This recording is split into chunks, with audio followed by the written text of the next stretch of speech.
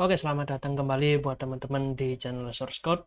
Di seri kita lanjut seri LFS ya. Kita setelah kemarin dilanjut oleh Vian sampai chapter 3, sekarang akan saya lanjutkan ke chapter 4. Buat teman-teman silakan untuk nyalakan virtual mesinnya, connect ke SSH, lalu kita bisa langsung mulai ya. Jadi di sini saya sudah connect SSH ke VM yang sama dengan yang dipakai Vian. Nah, untuk chapter 4 kita ada final preparation atau persiapan akhir. Nah, di sini kita akan membuat beberapa persiapan untuk membuat sebuah sistem sementara. Kita akan membuat serangkaian directory atau folder di /mnt/lfs atau di variabel lfs ini untuk instalasi tool sementara. Lalu juga menambahkan unprivileged user ya untuk reduce risk ya. Apa itu unprivileged user? Ialah user yang tidak memiliki akses root atau akses penuh ke sistem. Nah, ini berarti mengurangi resiko ya. Seperti di sini tertulis reduce risk, mengurangi resiko. Resiko apa? Resiko untuk sistem terjadi crash atau gagal boot. Dan juga untuk membuat appropriate build environment. Jadi untuk membuat build environment atau lingkungan pengembangan yang baik untuk user tersebut. Nah, kita di sini langsung saja kita create a limited directory layout in LFS system. Nah, pertama kita buat direktorinya. Di sini juga sudah tercantum. Nah, jangan lupa untuk aksi ini atau untuk perintah ini kita lakukan dalam mode root ya. Jadi kita masuk ke user root. Seperti yang sudah dilihat, kita ada di root. Kita berbesar dulu. Oke, sudah terlihat. Sekarang gampang aja buat teman-teman. Dari sini tinggal di copy paste ya. Copy paste ke terminal, enter. Nah, sudah dibuat ya, directory mnt lfs libct4. Teman-teman pastikan kembali ya, untuk variabel lfs ini sudah diset. Nah, sudah diset ya, karena kemarin kita sudah tak ditaruh sama Vian di page profile, jadi bisa kita lanjutkan. Ini juga sudah sukses. Setelah itu kita buat satu lagi directory yang namanya tools di dalam directory lfs ini. Kita proxy, copy, dir. Nah, oke, berikutnya masih dalam root, kita pakai ini lfs untuk menambahkan usernya sekarang ya. Kita pas. Nah, apa sih maksud dari perintah-perintah ini? Group add lfs itu maksudnya kita membuat sebuah grup yang namanya lfs. Nah, di grup lfs ini kita melakukan user add -s bin bash. Jadi ini untuk membuat bash sebagai default shell untuk user yang ada di dalam grup ini. Lalu ada flag g lfs.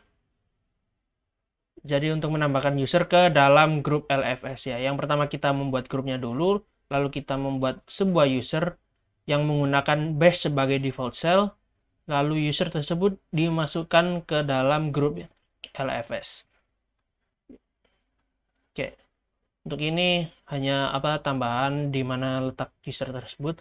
Lalu sekarang kita atur password untuk user lfs ya. Kita atur passwordnya passwd lfs. Oke. Bikin passwordnya. Terserah teman-teman, tapi teman-teman harus ingat passwordnya. Untuk di sini saya akan masukkan password saya. Oke. Password sudah dibuat. Nah, agar LFS ini bisa memberikan atau bisa mempunyai seluruh akses atau semua akses yang ada di dalam folder LFS /mnt/lfs, maka kita harus merubah kepemilikan dari directory tersebut dengan cara change owner, chown atau change owner, chown ya. Jadi langsung saja. Oke. Nah, di sini ya sudah diganti ya. Jadi directory ini di mnt/lfs bukan lagi punya root, tapi sekarang sudah menjadi milik LFS. Lalu kita juga akan memisahkan working directory. Kita change user owner dari LFS sources. Oke, sudah. Lalu sekarang kita masuk ke user LFS ya. Kita pindah ke user LFS. Sekarang kan kita ada di root. Seperti teman-teman lihat, kalau kita masukkan who am I. Nah, kita sebagai user root. Nah, sekarang kita akan masuk sebagai user LFS ya. Jadi SU untuk switch user. Lalu minus untuk mengarahkan kemana berikutnya. User LFS. Nah, sudah masuk. Nah, sekarang kita udah berada di user LFS atau sebagai user LFS. Saya clear dulu terminalnya. Kalau kita masukkan who am I lagi. Nah, sekarang kita sebagai user LFS. Nah, sekarang sebagai user LFS ini kita jalankan perintah ini. Langsung saja copy paste. Kita akan membuat sebuah bash profile baru ya untuk user LFS. Buat yang nggak tahu bash profile itu apa, bash profile itu ialah sekumpulan script atau sekumpulan profile yang akan dijalankan ketika shell teman-teman berjalan ya. Seperti contoh kita sekarang pakai bash, saat bash dimulai apa saja yang harus dijalankan itu dimasukkan di bash profile. Nah, di sini kita masukkan execute environment -i home sama dengan $home atau variable home dengan terminal menjadi terminal. Ini apa? Jadi home-nya kita arahkan ke directory LFS $home. Lalu terminalnya kita pakai default terminal. Untuk ini mungkin kita akan bahas lain kali mengenai PS1 dan regular expression. Nah, udah selesai. Nah, the new instance of shell is a non-login shell which does not read and execute the content of etc profile or bash profile, but rather reads and executes the .bashrc file instead. Nah, ini tidak akan mengeksekusi yang ada di etc/profile atau di .bash profile, tapi kita akan melakukan penambahan file dan yang dieksekusi adalah file ini, yaitu .bashrc. Oke, kita Ctrl C, langsung saja kita copy paste. Oke. Untuk penjelasannya bisa dilihat sendiri di sini ya. Ada banyak sekali. Nah, ini ada satu yang penting ya. Ada satu yang penting, commercial does not equal. Bisa dibaca sendiri. Intinya sekarang kita akan kembali ke root user. Jadi kita akan menyambungkan lagi ke SSH-nya tadi. Ya, di sini saya sudah buka terminal baru yang mengarahkan ke user root. Jadi kita di sini sebagai root, di sini sebagai user LFS. Teman-teman juga bisa klik kanan lalu buka terminal baru lalu connect lagi ke SSH-nya, akan membuat dua profil seperti ini. Nah, di sebagai root user di sini kita akan menjalankan script yang ini. Ya, jadi ini untuk membuat bashrc baru. Oke, lalu setelah itu kita source bash profile-nya untuk menerapkan perubahan yang ada di .bash profile. Source, di sini ya, bukan di user root. Source, oke. Udah. Nah, sekarang kita lanjut ke chapter 4.5. Nah, about SBUs. Untuk SBU itu apa sih? Jadi SBU itu satuan ya, standar build unit, di mana satu SBU itu berapa lama teman-teman yang teman-teman butuhkan untuk mengcompile package ya. Kalau di SBU ini satuannya pakai bin utils. Jadi berapa lama teman-teman waktu yang dibutuhkan untuk mengcompile bin utils itu berarti satu SBU. Tinggal nanti akan ada beberapa package yang butuh tertulis 12 SBU, 4,5 SBU. Itu nanti tinggal kalikan aja teman-teman waktu yang teman-teman butuhin untuk mengcompile bin utils dikalikan berapa SBU. Ya. Untuk sekarang sebelum melakukan ini ya, kita install time dulu. Nah, sebuah package namanya time menggunakan root user ya. Jadi kita lakukan pacman -s time. Nah, apa sih guna package yang namanya time ini? Time ini gunanya apa?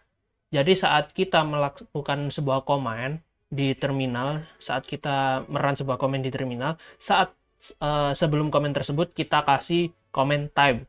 Nah, nanti setelah komen itu berakhir, maka teman-teman bisa tahu berapa lama komen itu berjalan atau waktu yang dibutuhkan untuk menjalankan komen tersebut. Kita install aja.